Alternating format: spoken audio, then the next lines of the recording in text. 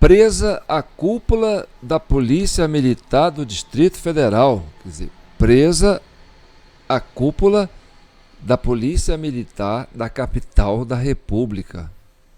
Esse é o tipo da notícia ruim de dar, né? Puxa, os comandantes de uma polícia militar de uma cidade como Brasília, que é a capital federal, presos, viraram bandidos? Os homens que prendem bandido viraram bandido? Calma, Brasília. Calma, Guará. 1, Guará. 2, Guará. 3, Guará. 4. Calma, Ceilândia. Calma, Cruzeiro Novo, Cruzeiro Velho. Calma, Taguatinga. Calma, Sobradinho. Calma, Asa Norte. Calma, Asa Sul.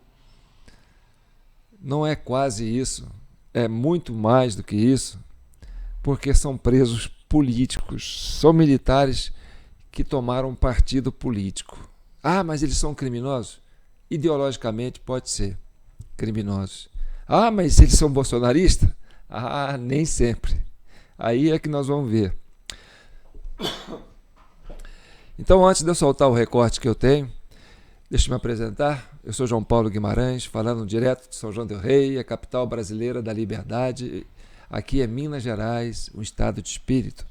Essa é a Comissão Cidadã de Inquérito que eu presido com mais 1.500 membros ativos e cativos que nos acompanham, compartilham, comentam, curte e faz com que isso aconteça. E principalmente contribui também com nossa chave Pix, jpnoticias@gmail.com, porque esse projeto não é para fazer interesse de A ou B. Esse projeto da Comissão Cidadã de Inquérito é para pacificar o Brasil. E para isso eu quero que vocês entendam bastante o que eu vou falar hoje sobre a prisão da cúpula da Polícia Militar do Distrito Federal. Comandante, coronéis presos preventivamente. Vamos saber como é essa história e no final eu comento. Tá bom? Então vamos lá. A Polícia Federal acordou cedo hoje com uma operação contra oficiais da Polícia Militar do Distrito Federal. Os alvos faziam parte da cúpula da corporação no dia dos atos extremistas de 8 de janeiro de 2023. O atual comandante-geral, coronel Clepter Rosa Gonçalves, foi preso preventivamente a pedido da Procuradoria-Geral da República. Além dele, o coronel Marcelo Casimiro Vasconcelos Rodrigues, chefe do 1º Comando de Policiamento Regional da PM no dia 8 de janeiro, também é alvo da Operação Incúria, assim como outros oficiais que integravam a cúpula da corporação naquele fatídico dia. Saiba quem são os alvos: Coronel Fábio Augusto Vieira, comandante-geral da PMDF em 8 de janeiro, Coronel Clepter Rosa Gonçalves, subcomandante da PMDF no mesmo dia, nomeado para o cargo de comandante-geral em 15 de fevereiro seguinte, Coronel Jorge Eduardo Naime Barreto, comandante do Departamento de Operações da PMDF em 8 de janeiro, mas havia entrado de licença em 3 de janeiro, Coronel Paulo José Ferreira de Souza Bezerra, comandante do Departamento de Operações da Corporação, no lugar de Naime em 8 de janeiro, Coronel Marcelo Casimiro Vasconcelos Rodrigues, chefe do 1º Comando de Policiamento Regional da PMDF no dia 8, Major Flávio Silvestre de Alencar, que atuou em 8 de janeiro de 2023, e Tenente Rafael Pereira Martins, que atuou em 8 de janeiro. O subprocurador-geral da República, Carlos Frederico Santos, acusa os oficiais de omissão. Para a acusação, os 7 policiais que integravam a cúpula da PM poderiam ter agido para evitar a invasão às sedes dos 3 poderes. Saiba mais detalhes da operação no metrópolis.com. Então, sobre essa prisão, eu vou destacar dois militares que eu tenho certeza, né, que estavam agindo. Eu não diria que eles foram coniventes, nem que eles facilitaram, nem que eles fizeram parte desse plano ideológico, né, de sabotagem dentro de Brasília, que é o comandante, o coronel Naime. Por quê? Porque o coronel Naime, ele não estava em serviço, ele estava de licença. E quem ficou a cargo das operações, que seria a função dele, foi esse coronel Paulo José, eu acho. Então, ele não tinha nenhuma responsabilidade no 8 de janeiro. E o comandante atual, quer dizer, o comandante da época, também não tinha nenhuma responsabilidade, porque o comandante ele não é operacional, entendeu? Quem faz a parte operacional é o subcomandante. E foi justamente aonde aconteceu as falhas, né, os boicotes, foi o subcomandante para baixo. E aí envolveu alguns aí, tipo esses que estão sendo presos aí. E aí o que acontece? Vem o Ricardo Capelli e faz um relatório e prende justamente os dois que eu entendo, né, que não foram omissos. O comandante, que resolveu vestir a farda e ir, entendeu? A hora que ele ficou sabendo, falou, não, eu vou lá. Então ele chegou antes da Polícia Militar, porque ele estava dentro do Congresso lá, eu acho, Congresso ou Planalto, não sei. Só sei que ele estava dentro de um dos prédios lá, e batendo de frente com o que a gente chama de infiltrados, porque os que entraram primeiro a gente considera infiltrados. E até ele foi agredido, né? Ele sofreu alguns ferimentos. Mas ele foi, ó, cadê a tropa que eu pedi? Cadê a tropa? Cadê vocês não estão aqui? Por que vocês não cercaram? Cadê o plano escudo? Entendeu? Aí ele foi pro fronte. O outro é o coronel Naime, que estava de licença. E aí, quando ficou sabendo, ele ligou pro pessoal, né? Ligou pro subcomandante. E o comandante, ó, a gente tá precisando de você, vem cá, porque o negócio aqui tá pegando. E ele foi. Ele estava de licença, ele não estava sabendo de nada. E ele chegou cedo e foi para enfrentar os infiltrados. Então ele chegou a prender, pegou um monte de gente lá que estava, entendeu? Fazendo vandalismo mesmo. E esses dois, sim, agiram na hora que estava acontecendo o vandalismo. E foram agredidos por esses vândalos que estavam lá armados, né? Com apetrechos, né? Sei lá, pedra e estilingue e fogo de artifício, sei lá. Só sei que eles sofreram na mão desse pessoal, mas prendeu. Então, tanto o comandante da época como esse coronel Naime, que era das operações, né, que era o encarregado de fazer a parte operacional, mas que estava de licença, eles foram a campo e foram os únicos que foram presos na época. Já os que colaboraram, entendeu, para acontecer o vandalismo, foram promovidos. Quer dizer, um parece que reformou, o outro virou comandante. E aí, quem que indicou esse comandante? Quem que nomeou o subcomandante para ser comandante? O interventor Ricardo Capelli. Então, o Ricardo Capelli, ele premiou aquele que ajudou a facilitar a entrada dos vândalos nos prédios. Entendeu? Por quê? Porque não era para a Polícia Militar agir no princípio. Tanto que eles fizeram corpo mole. O G. Dias segurou a tropa dele lá. O Dino segurou a Força Nacional lá dentro do Ministério da Justiça, para esperar que o pessoal fizesse a bagunça, entendeu? Para depois fazer, né, a evacuação do prédio a hora que os patriotas estivessem chegando. E aí sim, os patriotas entrando, libera a Força Nacional, libera o pelotão lá do GSI que estava guardado lá, junta com a PM que chega, que são os estudantes, né, os acadêmicos, e aí vão prender quem? Vão prender os aposentados, as velhinhas, o pessoal que chegou depois, que entrou lá dentro. E aí foi uma prisão fácil, ninguém reagiu. Ninguém reagiu, porque todo mundo foi lá, ninguém sabia o que estava acontecendo. E aí, quando eles se deram conta que estavam fazendo vandalismo dentro do prédio, os patriotas até entraram em confronto direto com os vândalos.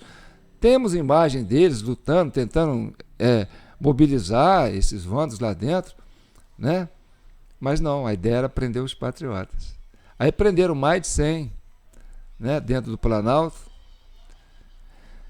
E foram poucos. Aí o Lula mandou prender o resto que estava lá no acampamento, que nem participou de nada. Então a ideia era realmente prender o pessoal do acampamento, desmobilizar o acampamento, entendeu? E aí a ideia é que a gente entende e que tudo caminha para isso. E as nossas investigações, todos os comentários que a gente vem fazendo ao longo do tempo, né? As nossas investigações apontam para isso. Então, agora vocês vão ver aqui, vou trazer aqui uma parte do canal UOL, né, onde o Josias de Souza, esse aí, ó, é antibolsonarista mesmo.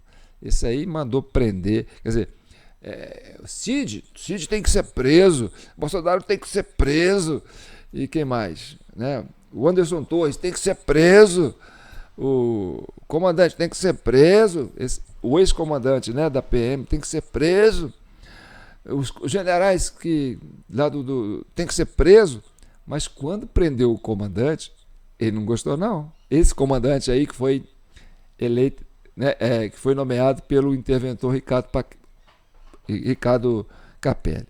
Então, eu deixei esse destaque aqui para vocês verem como é que é a reação dessa mídia, né? Como eles viram, como é que eles estão vendo essa prisão do comandante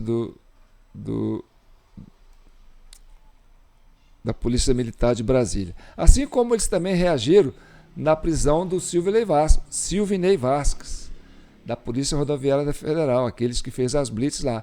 Eles também falaram, pô, essa prisão, você não pode, está irregular. Vai vendo. Saiba mais detalhes da operação no metrópolis.com. As prisões precisam ser mais bem explicadas, né? Porque não há dúvida sobre a responsabilidade da Polícia Militar do Distrito Federal, mas nós estamos assistindo aqui a prisões preventivas. A legislação delimita esse tipo de prisão e é preciso explicar por que é que estão sendo presos. Agora, a mesma omissão que foi cometida pela Polícia Militar do Distrito Federal, que recebe, inclusive, dinheiro do contribuinte federal, porque o governo federal financia a Polícia Militar de Brasília, a mesma omissão da Polícia Militar, da PM de Brasília, pode ser atribuída também ao Exército, que foi cúmplice desses golpistas que ficaram acampados lá no QG de Brasília durante meses e não conseguiu proteger nem mesmo o prédio do Palácio do Planalto. O Alexandre de Moraes ainda não encostou uma ordem de prisão numa farda das Forças Armadas, mas a boa notícia é que a chegada dos mandados do ministro do Supremo Tribunal Federal aos oficiais da Polícia Militar de Brasília atenuam a impressão de que o ministro, que é o relator dos inquéritos lá sobre o 8 de janeiro, é mais rigoroso com bagrinhos paisanos. A má notícia é que o atual comandante da PM de Brasília, esse coronel Clepter Rosa Gonçalves, está entre os presos. O governador Ibanez Rocha precisa explicar por que a sua polícia militar é chefiada por um oficial que era subcomandante da corporação no dia do quebra-quebra, no dia de 8 de janeiro. Por que esse personagem está comandando hoje a PM de Brasília? Aí, Josias, você não tem que perguntar pro comandante, né? Pro governador. Você tem que perguntar pro Ricardo Capelli, né? Que é o interventor. Foi ele que nomeou, que nomeou o coronel Clepter para ser o comandante, né? E ele mandou prender o ex-comandante, né? da época. Então, você está querendo desviar o foco pro governador, mas o governador estava interditado. Ele não podia fazer nada. Ele foi afastado. E o Ricardo Capelli estava dando as cartas. Então, quem colocou o comandante Clepton nesse cargo, esse coronel nesse cargo, não foi o Ibanez. Foi o seu cupicha aí, ó, Ricardo Capelli, né, o número 1 do Flávio Dino. Entendeu? Então, é isso que está tirando o sono desse pessoal. Entendeu? Você viu como é que ele reage? Você viu a cara de tensão dele? Continua. E a péssima notícia, Fabiola, é que essa decisão do Alexandre de Moraes vazou. E a pedido da Procuradoria-Geral da República, o ministro expediu 7 mandados de prisão e 5 de busca e apreensão. A notícia sobre essa requisição da Procuradoria foi divulgada pelo site Metrópolis às 19h27 da noite passada. Os agentes federais só tocaram as campainhas dos encrencados na manhã dessa sexta-feira. Não fugiu quem não quis, não limpou as gavetas quem é imprudente. Quem não escondeu os celulares, ou é inocente ou é bobo. O único lugar em que a notícia chega antes da operação policial é o dicionário. E quando a informação chega aos encrencados antes dos rapazes da Polícia Federal, é recomendável, Fabiola, abrir uma investigação para investigar o inquérito, sob pena de desmoralização. Viu como é que ele ficou preocupado? Agora ele falou uma coisa séria, né? A notícia vazou. Era para ser em off, né? Para pegar o pessoal desprevenido, mas a notícia vazou. Aí ele falou: será que foi o próprio Ministério da Justiça? Quer dizer, será que foi o STF que vazou? Será que o Alexandre de Moraes deixou vazar para poder os caras se prevenirem, né? Já que era um indicado do Ricardo Capelli, atendia os interesses do governo, e atendendo os interesses do governo, atende os interesses do Alexandre de Moraes. Fica essa pergunta. O Josias de Souza colocou uma pulga atrás da orelha, né? Será que... Porque quem mandou prender não foi o ministro Alexandre de Moraes, veio da Procuradoria-Geral da República. Então, a ordem veio do Ministério Público, falou: ó, esses caras aqui estão com a ficha suja.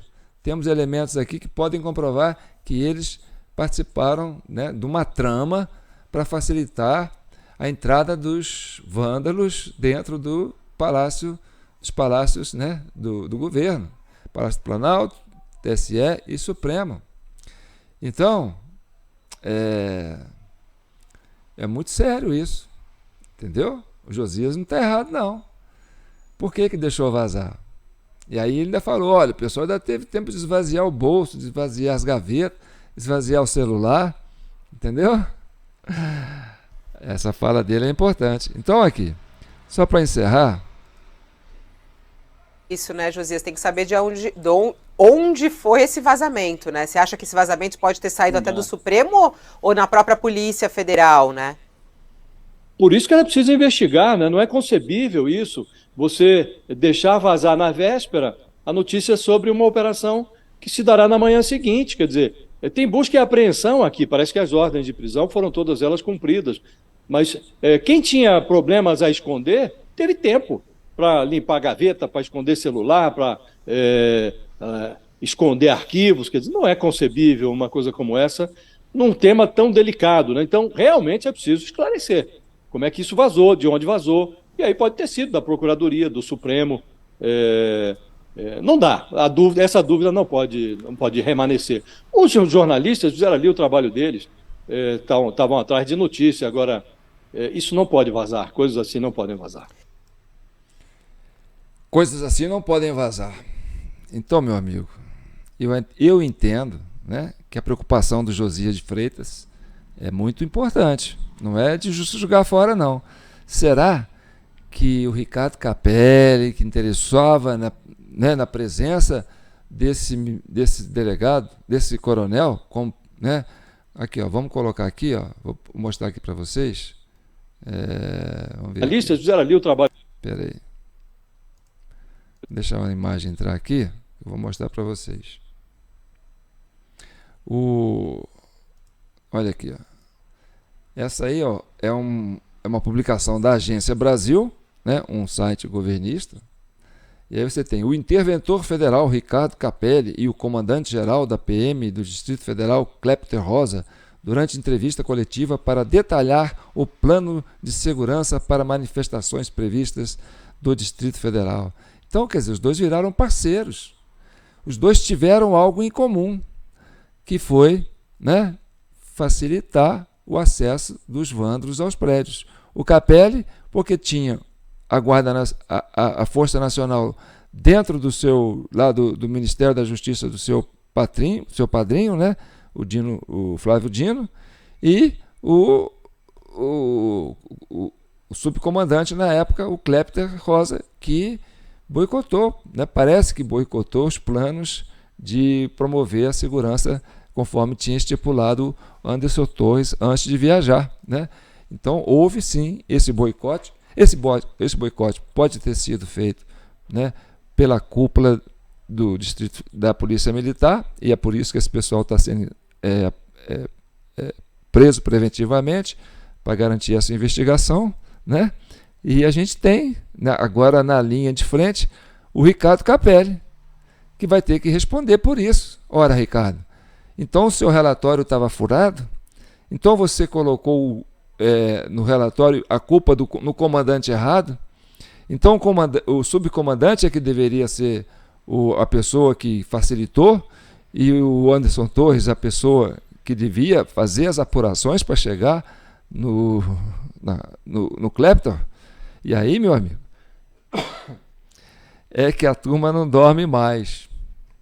Entendeu? Então, eu quero falar para vocês que são candangos, que moram em Brasília, aí, os brasilienses, meus colegas de infância, né, o pessoal do Cruzeiro Novo, na quadra 407, Bloco G, apartamento 103, meus tempos de guri, que eu ficava aí soltando pipa, andando de carrinho de rolimã, andando de bicicleta, em terra vermelha, entrando naqueles rodamuim de terra vermelha assim, achando lindo, procurando um morro, procurando uma montanha de terra ou de areia para poder subir, para me lembrar de Minas, porque lá não tem morro, lá só tem tudo plano, mas para andar de bicicleta era ótimo.